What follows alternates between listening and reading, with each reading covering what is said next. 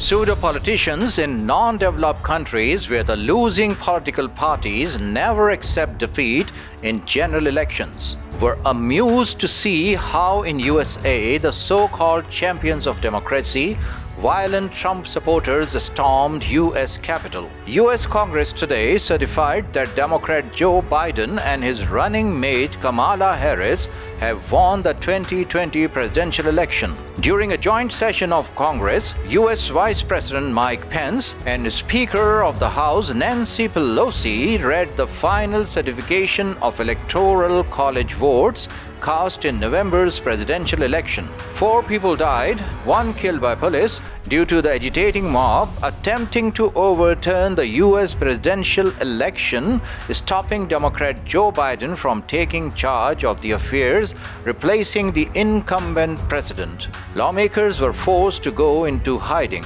According to sources, while 1 person expired when a policeman discharged his gun, 2 men and a woman died of medical emergencies when the agitators blocked all roads. Due to mob attacks, 14 police personnel also received injuries. Following imposition of curfew and a 15-day emergency by Washington's mayor, police has so far taken 52 people into custody, most of them for curfew violations.